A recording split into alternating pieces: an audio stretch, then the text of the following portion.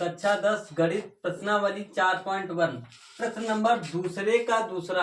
दो क्रमागत धनात्मक पूर्णांकों का गुणनफल 306 है। हमें पूर्णांकों को ज्ञात करना है। देखो दो धनात्मक पूर्णांक, देखो पहला तो x है, ठीक है, दूसरा x प्लस में 1 है। दो धनात्मक दो क्रमागत हैं, ये क्रम से हैं, इनका गुणनफल, इन दोनों का गुणनफल कितना है? 306 है। देखो x की x के साथ गुणा की तो x स्क्वायर हो गया, फिर x की एक साथ गुणा की तो एक x हो गया, बराबर में 306 हो गया। देखो ये भैया बराबर के इधर प्लस का है, इस तरफ आएगा तो माइनस का हो जाएगा। एक्स स्क्वायर प्लस में एक एक्स माइनस में 306 बराबर हो गया 0। अब 306 के ऐसे गुणनखंड करने हैं कि गुणा करने पर 306 आए, लेकिन जोड़ने घटाने पर 1 आना चाहिए। तो देखो 306 के हम लोग गुणनखंड करते हैं। देखो 2 एकम 2, एक बच गया, यहाँ दहाई दिए हुए हैं, 10 हुए, 2 पंचे 10 और 2 तिया हुए 6, फिर 3 से काट दो, 3 पच्चे हुए 15 और 3 एकम 3, फिर 3 से काट दो, 3 एकम 3, 2 हुए, 3 सत्ते 21 और 17 एकम 17। देखो 3 दूना 6 और 6 तिया 18, 18 और 17 की गुणा करोगे तो 306 आएगा, और 18 माइनस 17 करोगे तो 1 आएगा। तो हम लोग यही गुणनखंड लिख देते हैं। यहाँ पर एक्स स्क्वायर यहाँ लिख रखा है 18 माइनस में 17, ये x लिख रखा है, ब्रैकेट लगाओ, यहाँ पर 306 लिखो, बराबर में 0 लगाओ।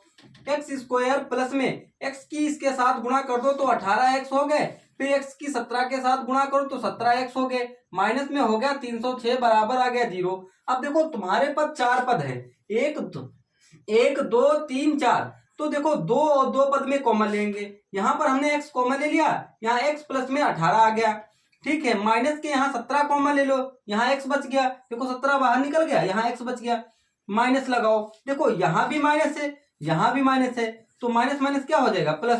देखो अब 17 का पढ़ा 306 में पढ़ोगे तो 18 बार जाएगा, ठीक है। तो x प्लस में 18 एक ब्रैकेट में और x माइनस में 17 एक ब्रैकेट में, तो x माइनस में 17 बराबर में आ जाएगा 0 और x बराबर में आ जाएगा 17, ठीक है। तो x का मान हमारे पास आ गया, यहाँ पर देखो 17 और एक था 17 प्लस में 1, तो 17 और 1 हो गया 18। देखो हमारे पास दो आंसर आए, एक 17, 18, यही दोनों पूर्णांक हैं, बस इसका आंसर यही है। अब प्रश्न नंबर दूसरे का तीसरा, प्रश्न नंबर दूसरे का तीसरा, प्रश्न नंबर दूसरे का तीसरा। देखो प्रश्न नंबर दूसरे का तीसरा क्या कहता है?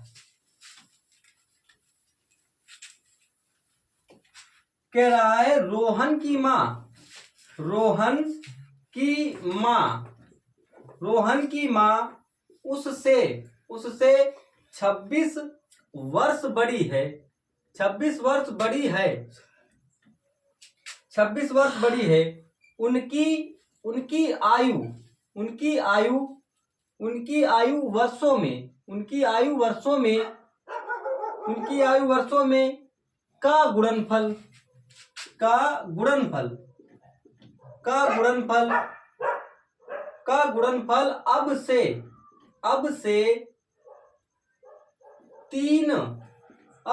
3 वर्ष पश्चात, वर्ष पश्चात 360 हो जाएगी, हो जाएगी। हमें रोहन की वर्तमान आयु ज्ञात करनी है। देखो कह रहा है अब रोहन की माँ उससे 26 वर्ष बड़ी है, उनकी आयु वर्षों में का गुणनफल अब से 3 वर्ष पश्चात 360 हो जाएगी। हमें रोहन की वर्तमान आयु ज्ञात करना है। माना रोहन की वर्तमान आयु x वर्ष है, x वर्ष है। तो हमको देखो कह रहा है x यहां पर हो गया, कह रहा है अब से 3 वर्ष पश्चात, अगर प्रश्न में पश्चात आए या बाद आए तो हमेशा वहां पर होगा प्लस, ठीक है। ये रोहन की आ गई आयु, रोहन की आयु, ठीक है। कह रहा उसकी माँ उससे 26 वर्ष बड़ी है, उसकी माँ उससे 26 वर्ष बड़ी है, तो x प्लस में 26 हो जाएगा। और कह रहा है अब से 3 वर्ष बाद, तो यहाँ पर प्लस और 3 कर दो। तो भाई देखो ये माँ की आयु है, क्या है ये माँ की आयु है। तो देखो यहाँ पर x प्लस में 26 3 हो गए 29 हो गए। कह रहे अब दोनों का गुणनफल, दोनों का गुणनफल x प्लस में 3 ब्रैकेट में x प्लस में 29 का गुणनफल कितना है 360 है। कितना है 360 है।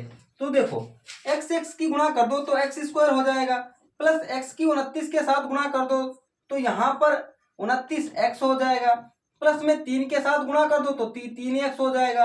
अब देखो अब 3 की x के साथ गुणा की तो 3x हो गया। अब 3 की गुणा 29 के साथ करेंगे, देखो 3 नमा 27 के साथ हासिल लगे 2 और 3 दूना 6 और 2 कितने हुए 8। तो यहां लिख दो भैया, बराबर में हो गया 360। ठीक, अब देखो क्या करना है एक्स स्क्वायर प्लस में 29 में 3 जोड़ दो तो तुम्हारे पास हो गया 32 एक्स हो गया और प्लस में हो गया 87 बराबर में हो गया 360। देखो ये प्लस का है, बराबर के इधर काहे का हो जाएगा माइनस का। एक्स स्क्वायर प्लस में 32x माइनस यहाँ लगाओ प्लस, यहाँ लिखा 87 माइनस में 360। अब 360 से 87 घटाने हैं तुमको, 360 से 87 घटा दो। देखो यहाँ से लिखा है यहाँ हुए 10 से 7 गए बच गए 3 तुम्हारे पास, यहाँ बच गया 5 से 8 जाएगा नहीं, यहाँ से लिखा यहाँ हुए 15 से 8 गए बच गए तुम्हारे पास 7 और यहाँ बच गया 273 बच गए।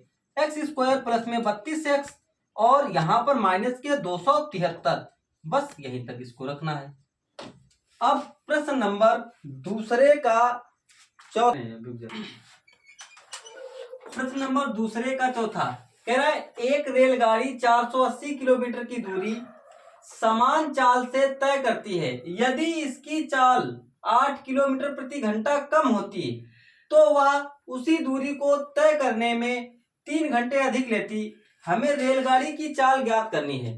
तो देखो भैया माना रेलगाड़ी की चाल, रेलगाड़ी की चाल x किलोमीटर प्रति घंटा है। ठीक है, अब देखो हमको चाल मालूम है, यहाँ कह रहा है समय बराबर दूरी बटा में चाल होता है। क्या होता है समय बराबर दूरी बटा चाल। देखो समय को हम लोग लिखते हैं t, क्या लिखते हैं t, या समय को ऐसे ही लिख देने दो t1 लिख दो यहाँ पर, t1 बराबर में देखो दूरी कितनी है 480 किलोमीटर की। ठीक है, चाल कितनी है x किलोमीटर प्रति घंटा की। ठीक है, फिर क्या कहता है यदि इसकी चाल 8 किलोमीटर प्रति घंटा कम होती तो फिर समय बराबर दूरी बटा में चाल।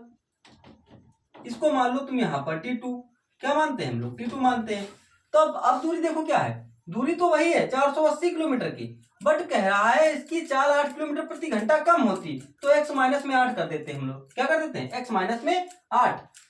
ठीक, अब देखो अब हमको क्या करना है, तो कुल समय क्या कह रहा है चाल ज्ञात करनी है, हमें रेलगाड़ी की चाल ज्ञात करनी है।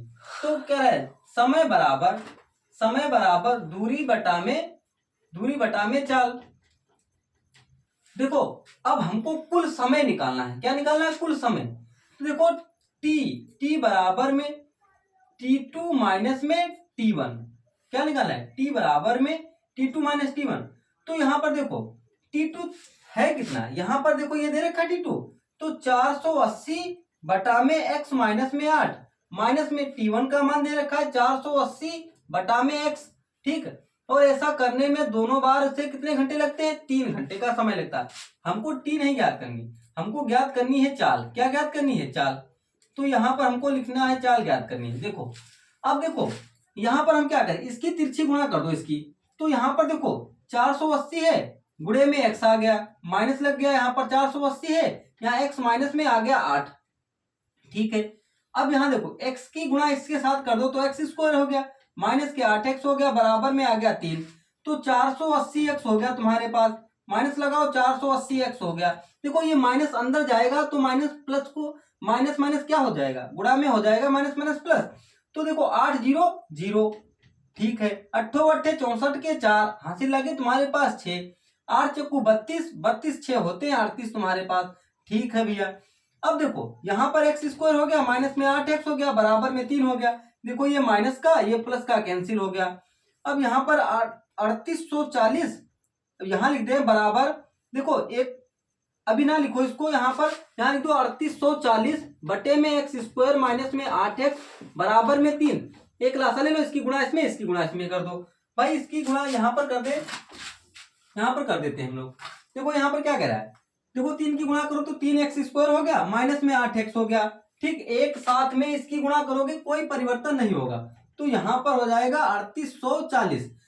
अब देखो ये बराबर के इधर आएगा तो काहे का हो जाएगा, माइनस का हो जाएगा। 8x यहाँ पर लिख रखा है, यहाँ पर 3x स्क्वायर माइनस में 8x माइनस में 3840 बराबर में 0। अब देखो यहाँ लिखना समीकरण में 3 से भाग देने पर भाई देखो 3x स्क्वायर माइनस में, अब देखो अब यहाँ पर एक चीज दे दी, 8 तिया कितने हो गए 24, तो यहाँ पर हम लोग क्या लिखेंगे, यहाँ लिखेंगे हम लोग 24। कितने लिखेंगे 24। तो देखो भैया अब यहाँ पर आ गया 24 हमारे पास, और माइनस में 3840। देखो संपूर्ण समीकरण में 3 से भाग दे दो। देखो 3 से 3 कैंसिल हो गया, 3 अट्ठे कितने हो गए 24, 3 एकम 3, 3 दूना 6, 2 बच गए, 3 अट्ठे 24 0। तो हमारे पास बच गया एक्स स्क्वायर माइनस में 8x माइनस में 1280। अब देखो 1280 के ऐसे गुणनखंड करने हैं कि गुणा करने पर 1280 आए और जोड़ने घटाने पर 8 आना चाहिए। देखो 1280 के गुणनखंड कर दो, दो छंग 12, 2 चक्कू 8 0, फिर 2 तिया 6, 2 दूनी 4 0, 2 एकम 2, 2 छंग 12 0, फिर 2 अट्ठे 16, फिर 0, 2 चक्कू 8, 2 दूनी 4, फिर 2 एकम 2 0, फिर 2 पंचे 10, फिर 5 एकम 5। अब देखो हमको 8 लाना हर हालत में। देखो 2 दूनी 4, 4 दूनी 8, 8 दूनी 16, 16 दूनी 32, 32 हो गए। देख ठीक है, यहां तक 32 हुए। अब 5 दूनी 10, 10 दूना 20, 20 दूना 40। अगर हम 40 से 32 घटा देंगे तो 8 बच जाएगा हमारे पास। ठीक है, तो अब हमको क्या करना है, यहाँ लिखना है एक्स स्क्वायर, यहाँ माइनस लगाओ, यहाँ लिखो 40, यहाँ प्लस लगाओ 32, और यहाँ एक्स लिखा, ये एक्स लिख दो माइनस के 1280, और यहाँ बराबर में 0 है। तो एक्स स्क्वायर माइनस इसकी गुणा कर दो इसके साथ में, तो यहाँ 40x हो गया, और प्लस में हो गया 32x माइनस में 1280 बराबर में आ गया 0। देखो अब यहाँ पर 4 पद हो गए, 1 2 3 4। अब 2 पद में कॉमन ले लो तुम यहाँ से, तो x कॉमन ले लिया, x माइनस में 40 बच गया यहाँ पर। ठीक है, अगर हम यहाँ पर 32 कॉमन लासा ले, यहाँ पर कितना प्लस के 32 कॉमन लासा ले, तो x माइनस में, अगर देखो हम 32 को भाग दें तो क्या ये जाएगा, देखो 32 को अगर हम 1280 में भाग दें तो क्या जाएगा यहाँ पर। देखो अगर हम यहाँ पर 3 चक्कू 12, 4 बार ले जाए, देखो 4 दूनी कितने हुए 8, और 3 चक्कू हुए 4 दूनी 8, 4 तिया 12। देखो चला गया पूरा पूरा। तो यहाँ पर हम लिख देंगे, देखो यहाँ प्लस है यहाँ माइनस है, तो यहाँ प्लस माइनस माइनस रहता है बराबर में 0। देखो यहाँ x माइनस में 40 बच गया और x प्लस में 32 बच गया। ठीक है, तो हम लोग यहाँ पर बराबर 0 लिख रखा है, x माइनस में 40 बराबर में 0 और x बराबर में 40। यही तो है रेलगाड़ी की चाल। रेलगाड़ी की चाल क्या मानी थी, x किलोमीटर घंटा, तो x का मान क्या है 40। रेलगाड़ी की चाल जो थी 40 किलोमीटर प्रति घंटा थी। ये आपका आंसर है।